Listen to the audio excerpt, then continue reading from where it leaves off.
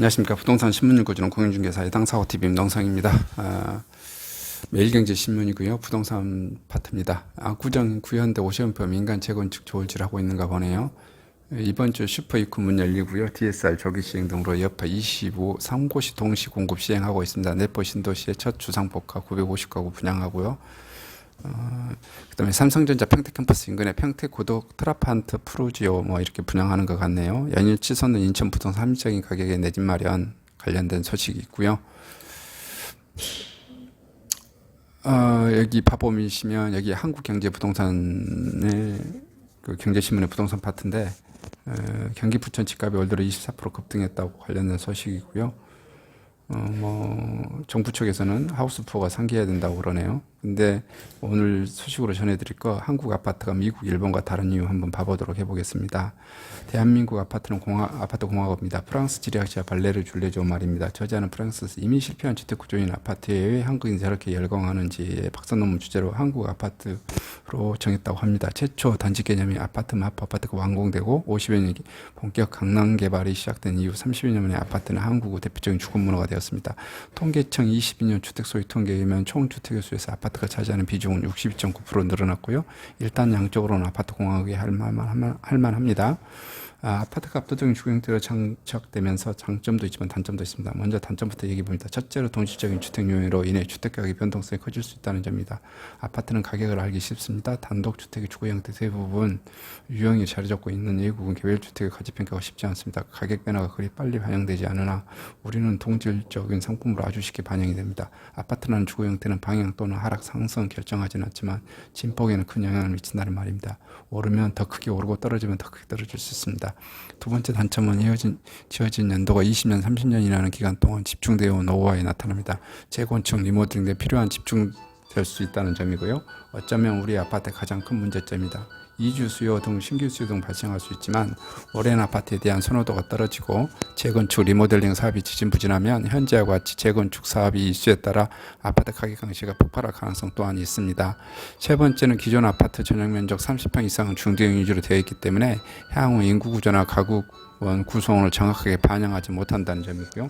사실 아파트는 외국에서 거쳐가는 일시적인 주거인 경우가 많은 반면 대형 아파트를 짓지 않습니다. 하지만 우리는 대부분 아파트가 고급 주거 형태로서 대형 아파트가 비교적 높은 비중을 차지합니다. 2018년 통계청에 의하면 30평 이상 아파트가 전체 차지하는 비중이 43%나 되고요. 부동산 지인에 의하면 2021년 아파트 입주 물량의 30평 이상의 비중은 53%로 늘어났습니다. 아파트가 다른 자산에 비해 하락폭이 적고요. 하지만 이러한 단점과 함께 아파트 공공이 가지는 장점도 많습니다. 아파트가 가지는 장점이 많다면 인구구조 변화에 의해 주택가격이 하락할 때 우리는 외국과는 다른 궤적을 그을 것이라는 기대입니다. 첫째, 아파트는 단독주택과는 다르게 원가가 많이 소요되는 상품입니다. 전체 비용에서 건축비가 차지하는 비중이 크다는 말이고요. 세대당 대지 지분이 적기 때문에 땅값은 얼마 되지 않은 데 비해 건축비가 전체 비용에서 많이 차지하는 비중을 차지합니다. 즉 제자도 원가가 높아 가격 하락에 하방 경직성이 존재한다는 말입니다. 단독주택과는 확연히 다른 특성입니다. 부동산 시장의 가격 하락이 본격화되더라도 땅값이 전체의 많은 비중을 차지하는 단독주택과는 달리 가격 하락의 추이를 보일 것이라는 기대입니다. 실제로 일본의 경우도 자산 버블이 왔을 때 땅값이 가장 많이 떨어지고 그 다음에 주택이었습니다. 그리고 우리의 아파트와 유사한 맨션은 가장 적게 떨어졌고 빠르게 고점을 회복한 것으로 보입니다. 이러한 해외 사례를 고려하면 아파트가 가지는 문제점과 함께 자산가치 측면에서 유리한 점도 있음을 알 수 있습니다. 둘째, 아파트는 지속적으로 진화한다는 겁니다. 지금의 아파트와 30년 전 지은 아파트가 엄청나게 차이가 나고요. 철골조, 철근 콘크리트 구조, 복잡한 공학적 상식을 제외하더라도 30년 전의 아파트에 비해 지금의 아파트가 훨씬 잘 지었다는 게 반론의 여지가 없고요. 최근 신규 아파트에 대한 인기가 높고 분양시장 호황의 이유는 이러한 공법상의 차이도 존재합니다. 이에 비해 단독주택은 건축기법의 발전은 크게 적용하기 어렵습니다. 30년 전의 단독주택과 지금의 단독주택의 아파트만큼 엄청난 차이가 나는 것은 아니고요. 같은 면적이 많은 인구 수요 가능합니다. 주거 형태도 진화되고 있습니다. 단독주택 대부분 주택 유형을 차지하고 있는 외국에서는 새로운 주택에 대한 수요가 그리 많지 않으나 그냥 고쳤어도 큰 문제가 없을 뿐더러 주택의 가치에도 큰 영향을 미치지 않습니다. 하지만 아파트의 경우는 다릅니다. 고쳐 쓰는 것도 한계가 있고 눈부시가 발전한 새로운 건축 기법이 적용되다 보니 신규 아파트가 공간 구조에서 월등히 뛰어날 수밖에 없습니다. 이러한 상황에서 신규 주택에 대한 대출수요가 꾸준히 존재할 수 있고요. 기존의 아파트와 연립 단독주택은 새로운 아파트로 갈아타려는 제한되는 수요로 인해 금융위기와 같은 예상 못한 충격만 없다면 아파트 분양시장은 호황은 계속될 것으로 예상되고요. 분양시장의 호황이 전체 아파트 시장을 이끌면서 부동산 시장의 장기 침체를 막는 든든한 지원균을 역할을 할 수 있습니다.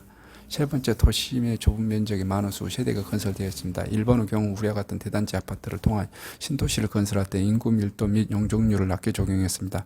일본의 대도시, 신도시 다만 유타운 경우 인구 밀도가 90에서 100헥타르로 우리 분당 신도시 170, 190에 훨씬 절반 수준에 불과합니다. 특히 구릉지 기존의 자연환경을 유지하면서 신도시를 건설했습니다. 이렇게 건설된 일본의 신도시는 쾌적한 자연환경을 제공했지만 고령화에 따른 직격탄을 벗어나기 어렵습니다.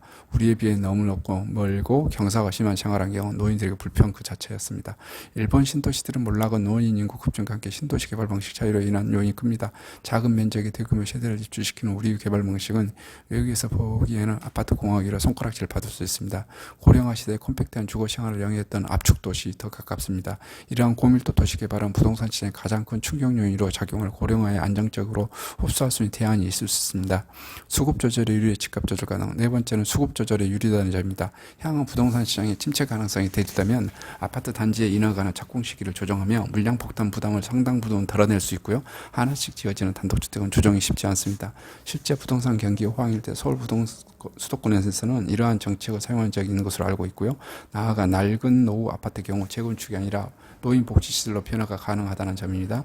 우리의 LH공사와 유사한 조직으로 일본의 도시재생기구가 있는데 이들이 관리하는 노후 아파트 등 일정 세대나 등 철거를 통해 공원이나 노인복지시설로 변경한다고 합니다.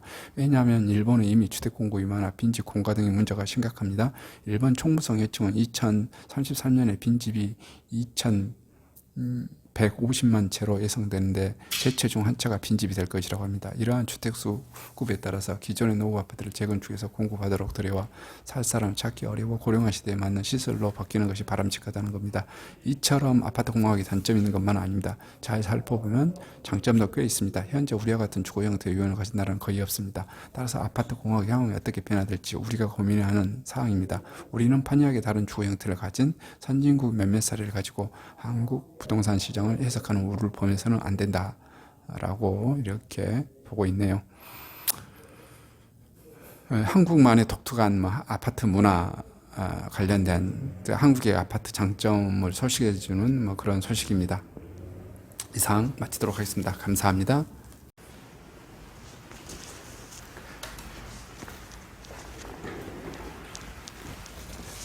안녕하십니까? 저는 네이버 카페 빛가람 혁신도시 카페를 운영하고 있는 카페직이고요.